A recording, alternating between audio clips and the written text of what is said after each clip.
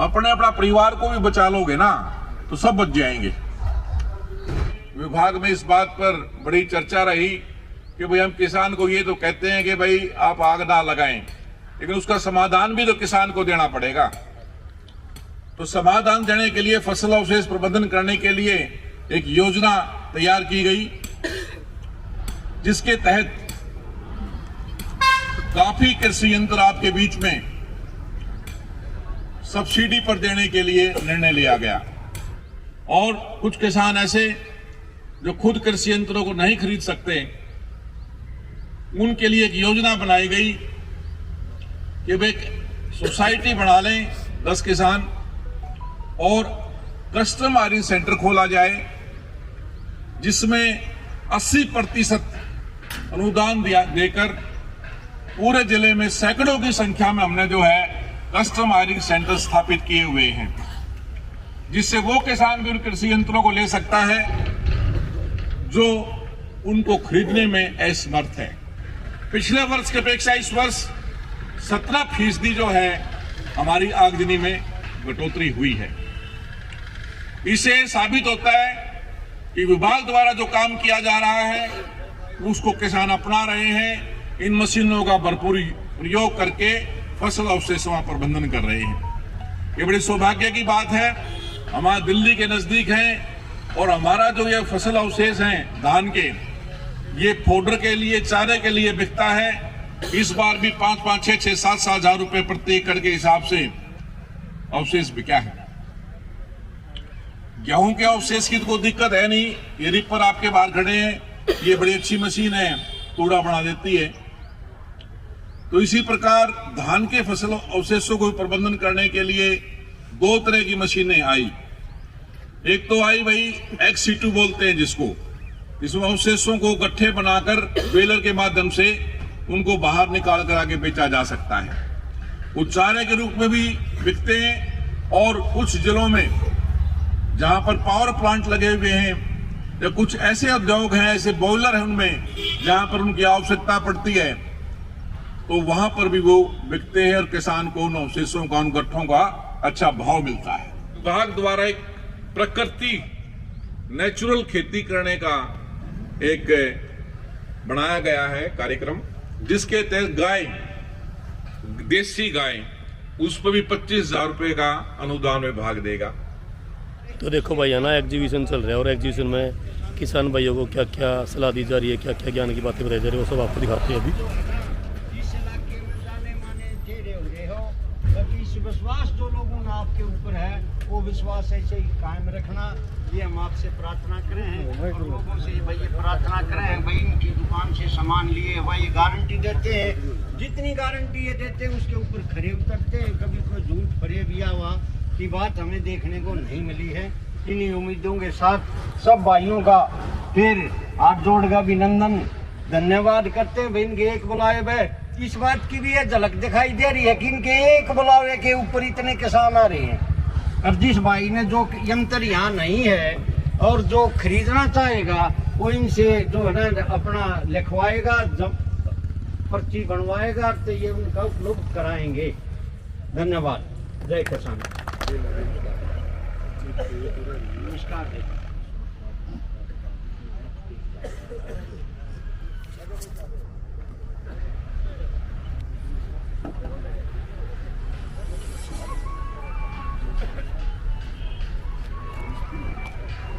आज के इस उद्घाटन के कार्यक्रम में उपस्थित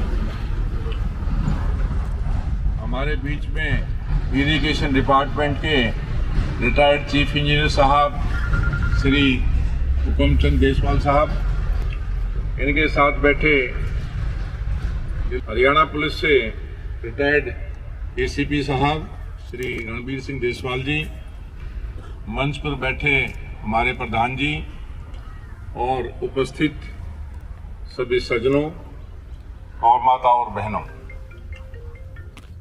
आज आपके खरखोदा में एक काफ़ी सालों से ये वीरेंद्र और ये काम कर रहे हैं, रामकर्ण जयकर्ण जो है, और इन्होंने आज ये कार्यक्रम रखा है मैं 2-3 बातें आप लोगों से चर्चा करूंगा।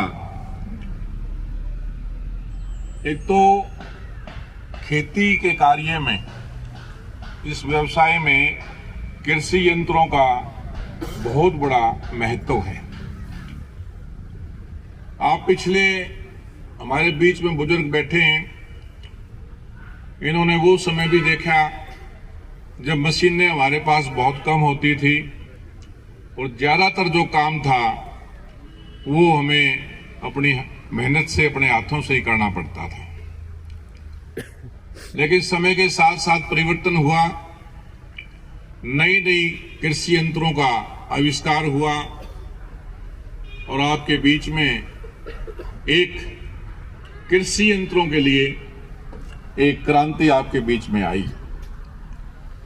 आज खेती का कार्य करने में कृषि यंत्रों का प्रयोग करने से खेती जो है बहुत आसान हो गई है, समय की बचत होती है, उसके साथ साथ जो लागत मूल्य है वो भी काफी उसमें किसान को बचत मिलती है। कई साल पहले जैसे जैसे फैक्ट्रियां का, तरह तरह के उद्योगों का विकास हो रहा है, कोई भी चीज बनती है तो उसके साथ कुछ उसके अच्छाइयां होती हैं, कुछ बुराई भी होती है।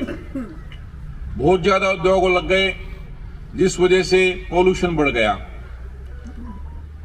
वातावरण दूषित हो गया और खास तौर पर जब धान की कटाई हम करते हैं उसके बाद जो हमारे अवशेषों में, फानों में जो आग लगाने की समस्या हमारे बीच में चली आ रही थी, विभाग भी बार बार ये कहता था भाई आग किसान ना लगाए। आग लगाने से जहां वातावरण दूषित होता है जिससे तरह तरह की बीमारियां, आंखों में एलर्जी की बीमारी, दमे की सांस की बीमारी किसान को झेलनी पड़ती है। और उन दिनों में जब धान की कटाई होती है, मौसम भी ठंडा रहता है तो बड़ी दिक्कत आती है। इसके साथ साथ फानों में आग लगाने से हमारी खेती में, हमारी जमीन में जो हमारी जमीन की शक्ति को बढ़ाने का काम करते हैं, जो मित्र कीट हैं, पोषक तत्व हैं, वो जलकर नष्ट हो जाते हैं, जिससे हमारी मिट्टी की जो शक्ति है, जिस पर हमारे फसल का उत्पादन निर्भर करता है, वो उस पर भी दुष्प्रभाव पड़ता है। विश्वविद्यालयों में, विभाग में इस बात पर बड़ी चर्चा रही कि भाई हम किसान को ये तो कहते हैं कि भाई आप आग ना लगाएं, लेकिन उसका समाधान भी तो किसान को देना पड़ेगा। तो समाधान देने के लिए, फसल अवशेष प्रबंधन करने के लिए एक योजना तैयार की गई, जिसके तहत काफी कृषि यंत्र आपके बीच में सब्सिडी पर देने के लिए निर्णय लिया गया। क्योंकि किसान को सहायता देना बहुत जरूरी है, कृषि यंत्रों की कीमत भी काफी है, तो ऐसी योजना बनाई गई कि जिससे किसान आराम से उस कृषि यंत्रों को खरीदकर फसल अवशेष का प्रबंधन कर सके। 40 से लेकर 50% तक व्यक्तिगत किसान को फसल अवशेष प्रबंधन संबंधी कृषि यंत्र पर सब्सिडी समय समय पर कई सालों से उपलब्ध करवाई जा रही है। और कुछ किसान ऐसे जो खुद कृषि यंत्रों को नहीं खरीद सकते, उनके लिए एक योजना बनाई गई कि वे सोसाइटी बना लें 10 किसान और कस्टम आयरन सेंटर खोला जाए, जिसमें 80% अनुदान देकर पूरे जिले में सैकड़ों की संख्या में हमने जो है कस्टम आयरन सेंटर स्थापित किए हुए हैं, जिससे वो किसान भी उन कृषि यंत्रों को ले सकता है जो उनको खरीदने में असमर्थ है। उसके किराए भी हमने निर्धारित किए हुए हैं, बिल्कुल जायज किराए पे जो है किसान वहां से किराए पर लेकर अपना फसल अवशेष का प्रबंधन कर रहे हैं। सोनीपत जिले के किसान इस बात के लिए विशेष तौर पर बधाई के पात्र हैं कि हर वर्ष जो भी हमारे फसल अवशेषों में आग लगाने की घटनाओं की संख्या है वो घटती जा रही है। पिछले वर्ष की अपेक्षा इस वर्ष 17% जो है हमारी आगजनी में कटौती हुई है। इससे साबित होता है कि विभाग द्वारा जो काम किया जा रहा है उसको किसान अपना रहे हैं। इन मशीनों का भरपूर प्रयोग करके फसल अवशेषों का प्रबंधन कर रहे हैं। ये बड़ी सौभाग्य की बात है। हमारा दिल्ली के नजदीक है और हमारा जो ये फसल अवशेष हैं धान के, ये फोडर के लिए, चारे के लिए बिकता है।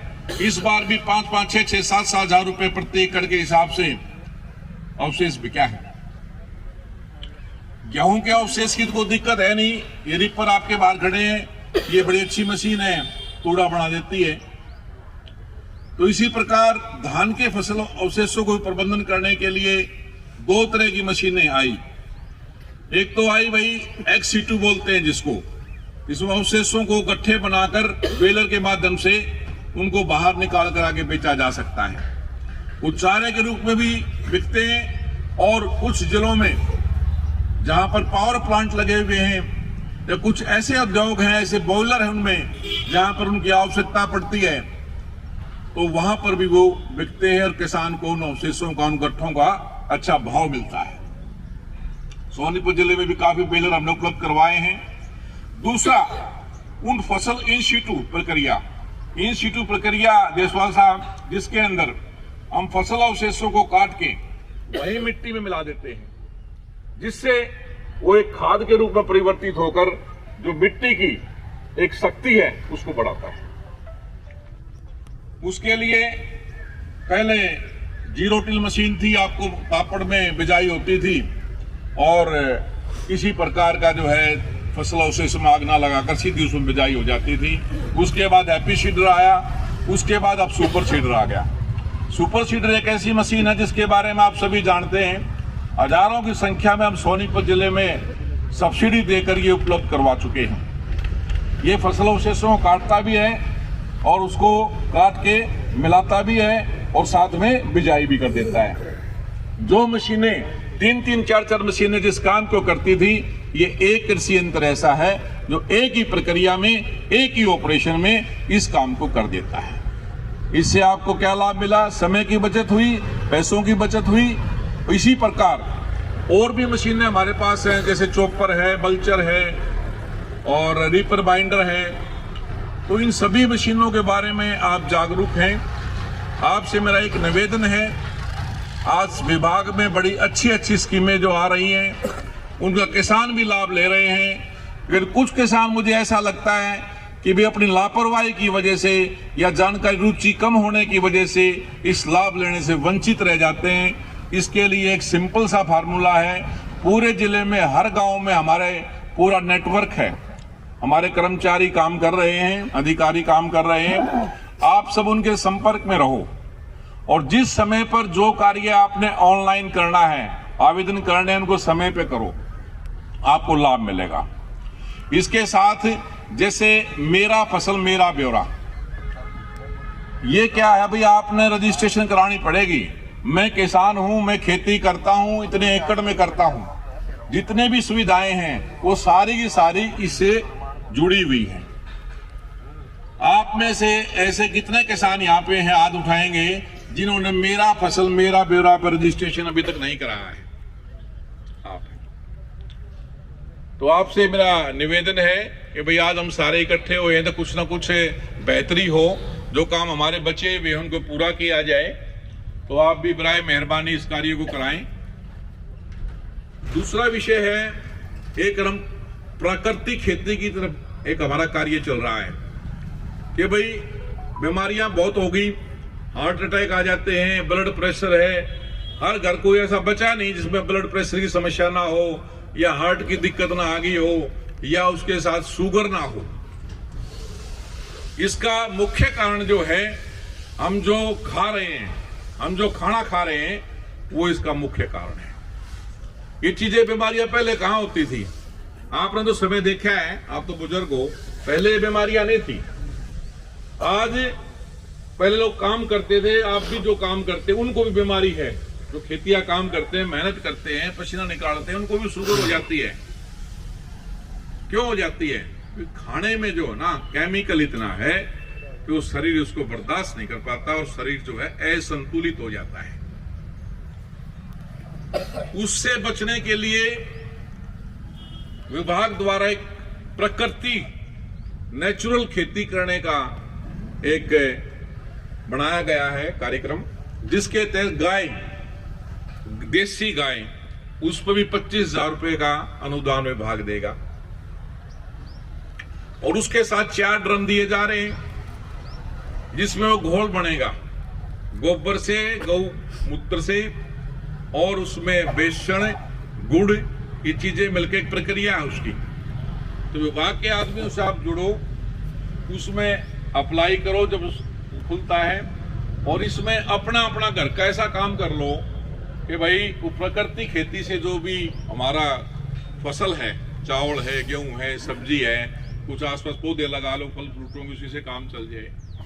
तो ये बड़ी जो अनहोनी हो जाती है ना, उससे बचाव हो सकता है। 30, 35, 40 साल की उम्र में हार्ट फेल से जो है नौजवान चला जाता है। केमिकल बहुत ज्यादा खाया जा रहा है। किसान भी फसल के चक्कर में डबल यूरिया, डबल दवाई डाल देता है।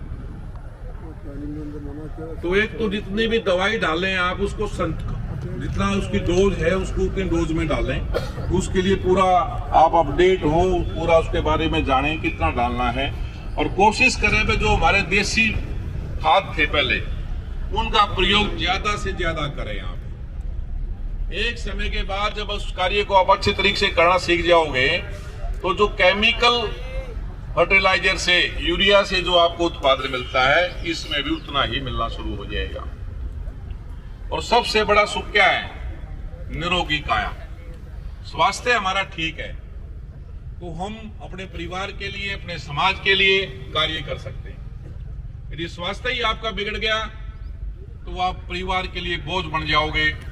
परिवार जो आपसे कुछ, उनकी जो अपेक्षाएं थी वो सब धूमिल हो जाएंगी। तो आज हम इतनी संख्या में यहाँ इकट्ठे हुए हैं, इस चीज का संकल्प लेके जाएं, प्राकृतिक खेती से जुड़ें। हमारे कुरुक्षेत्र में कुछ किसानों को कोई भी इस तरह की बात बताई जाती है तो विश्वास नहीं होता कि भाई ऐसा खेती हो जाएगी, अच्छा उत्पादन हो जाएगा। हमें भी शुरू में ऐसा ही लगता था, लेकिन हम कुरुक्षेत्र गए, वहाँ पे एक बहुत अच्छा गुरुकुल है, उसको माननीय हमारे गवर्नर साहब हैं श्री देवव्रत जी, वो इसको देख रहे हैं, बड़ा अच्छा कार्य कर रहे हैं। राष्ट्रीय लेवल पर इन्होंने इसको जो है क्रांति को उठाया हुआ है। तो समय समय पर हम यहाँ से किसानों को वहाँ भेजते रहते हैं। 3 दिन की वहाँ पे ट्रेनिंग दी जाती है, तो आप भी वहाँ जाएं, 3 दिन वहाँ रुकें, बड़ा अच्छा माहौल है, इस कार्य को सीखें। अपना परिवार को भी बचा लोगे ना तो सब बच जाएंगे। एक आदमी घर का मुखिया है, वो अपने परिवार को बचा लेगा तो धीरे धीरे सबका एक चीज फैल जाएगी। अच्छाई के तौर पे ये चीजें सबको पता लग जाए, बढ़िया चीज है, इससे कोई नुकसान नहीं होता और शरीर से बीमारियां सारी खत्म हो जाती हैं। 3 चीजों का आप लाभ लो। बहुत अच्छी स्कीमें हैं। विभाग के आदमियों पास, कर्मचारियों, अधिकारियों के पास बैठा करो, उनसे पूछो भाई क्या चल रहा है, कैसे चल रहा है, उनसे सारा ज्ञान लेके उन चीजों का लाभ लो। बड़ा अच्छा समय है, बड़ा अच्छा कार्य हो रहा है। तो मैं पुनः एक बात और कहना आपसे शेयर करूंगा कि भाई जो किसान कृषि यंत्र जिनके पास हैं, हम गांव में जाते हैं, काम करके उनको ऐसे रख देते हैं जैसे कोई यूज नहीं है इनका। काम करने के बाद उसकी साफ सफाई करो, उसकी सर्विस कराओ, ये भी ऑयल का है और जो भी सिस्टम है। फिर उसको, आपके पास कोई घर में जगह नहीं है रखने की, तो उसको एक पॉलीथीन ले आके मजबूत सा, उसको ढक कर उस पर रस्सी से बांध दो। आपकी वो मशीन जो है, जो आप 2-3 साल में खराब कर लेते हो, 10, 12, 15 साल तक चलेगी। ये आपका 2-3 घंटे का काम है एक मशीन का। उसको साफ कराओ, वॉश कराओ, उसकी ऑयलिंग कराओ, उसकी सर्विस कराओ, काम होने के बाद उसको ढक दो, रस्सी ढक दो उसको। फिर आगे सीजन आएगा, आपको नो की नो मिल जाएगी आपकी चीज। लाखों रुपए कृषि यंत्र आते हैं। विभाग द्वारा जो अनुदान दिया जाता है वो भी आपका ही पैसा है, आपका ही धन है वो भी। ये राष्ट्रीय पैसा जो भी है, जितनी भी सुविधाएं हैं, सरकार की। हॉस्पिटल लगा लो, रोड लगा लो, और जितने भी सरकारी चीजें हैं, इसमें आप लोगों का हिस्सा है। आप इन चीजों के हिस्सेदार हो, आप इनके मालिक हो। ये सारा चीजें हमारी खुद की हैं। हमारे अंदर देशभक्ति में ये चीजें बहुत जरूरी होनी चाहिए। देश वही तरक्की करता है जहां का नागरिक के अंदर देश के प्रति एक राष्ट्रीयता की भावना हो, और देश की सारी चीजों को जो है ना अपना मान के उनकी देखरेख करें, उनकी परवरिश करें, उससे देश तरक्की करेगा। तो आप लोगों से मेरा निवेदन है कि भाई ये सब कुछ हमारा ही है, सब कुछ अपना मान के समाज में एक दूसरे का साथ दें, सहयोग दें, दुख सुख में शामिल रहें, और जीवन है इसको अच्छे तरीके से जो व्यक्ति जी लेगा वो सब कुछ पा लेता है। तो इन्हीं शब्दों के साथ देखो, किसान के जीवन में संघर्ष बहुत है। आज फौज में देख लो, सभी किसानों के बेटे बॉर्डर पे खड़े होकर देश की रक्षा करने का काम करते हैं। गोलियां, बड़ा क्या क्या उनके जीवन में बड़े बड़े चैलेंज आते हैं। इसी प्रकार किसान अन्नदाता है, अपनी मेहनत से पूरे देश का पेट पालने का काम करता है। हम किसान के बेटे हैं, सभी किसान परिवार से जुड़े हुए हैं। किसान को हम इसके लिए नमस्कार करते हैं, प्रणाम करते हैं। और हमारा कार्यालय राई में मैं बैठता हूँ, सहायक कृषि अभियंता मेरा पद है। कृषि यंत्रों के कार्य को मैं देखता हूँ। और भी कोई हमारे लायक किसी प्रकार का भी काम हो, आप कभी भी हमारे संपर्क कर सकते हैं, और प्रयास रहेगा कि आपकी मदद करेंगे, आपका सहयोग करेंगे, आपकी समस्याओं का समाधान करने का काम करेंगे।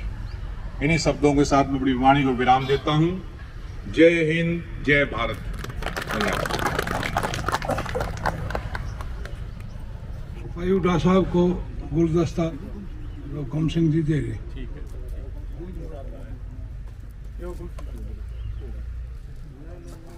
हाँ जी सर, सामने सर, सामने। ठीक है जी।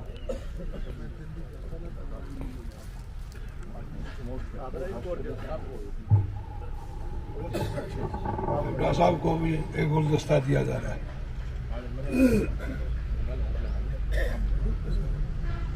इधर सर, इधर। ठीक है, धन्यवाद जी, धन्यवाद।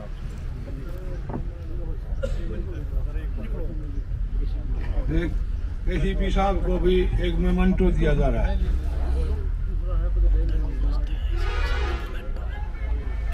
ठीक है। ठीक है।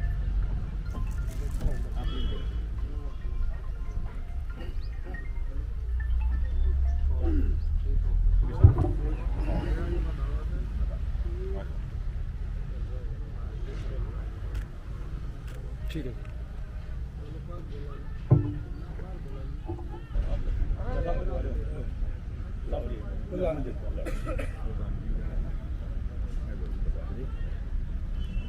हाँ जी सर, सामने। ठीक।